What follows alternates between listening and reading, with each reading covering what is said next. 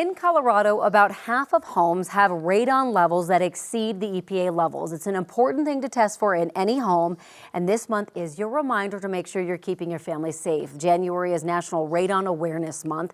Margaret Horton joins us now from the Colorado Radon Program with CDPHE. Thanks so much for coming in. Thanks for having me. So talk a little bit about why radon can be so dangerous. So radon is a naturally occurring radioactive gas that's the second leading cause of lung cancer. And talk about, it's like odorless, you know, you can't see it, and so that's why it can be so dangerous. Exactly. It's odorless, colorless, tasteless. The only way to know if your home has a radon problem is to test. Let's talk about the testing. How do people go about testing for that, and how often should they test their homes for radon? Testing is really easy and simple. You can get a do-it-yourself radon test kit, which we have for free on our website while supplies last. That's www.coloradoradon.info. So that you can use one of these do-it-yourself test kits, or you can hire a licensed mitigation professional.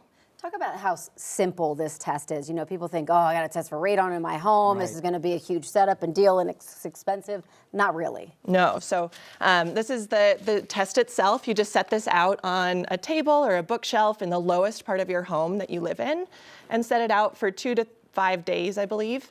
Untouched. And then you'll put it in the included mailing package with our return address, and it will get analyzed in a lab, and you'll get your results in about a week or less.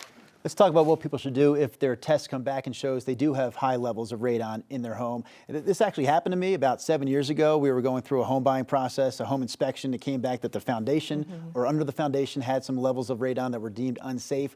But you could probably explain what to do next better than I can.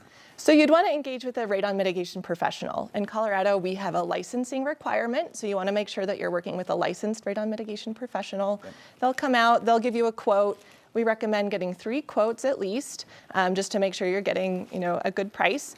And the way it works is that it's basically just giving the radon underneath the home a new exit pathway.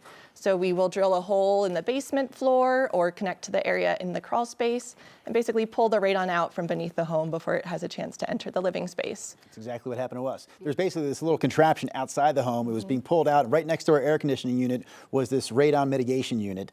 And we lived there safe and sound for about 5 years. And that's it. But this is the reminder, like if you've been in your home for a while and you tested for it once, right, you got to test for it over and over again over the years to make sure that those levels haven't changed. So if someone's like, goodness, I need to do this, I would love one of these kits. How do they get their hands on one? Yeah, so our website, www.coloradoradon.info, is the place where you can order your free radon test kit. You can order one online or from almost any hardware store, or call a radon professional.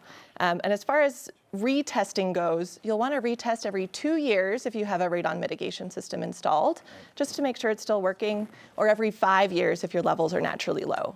All right, Margaret. Thanks for joining us here this morning. Definitely a big topic to cover for our audience.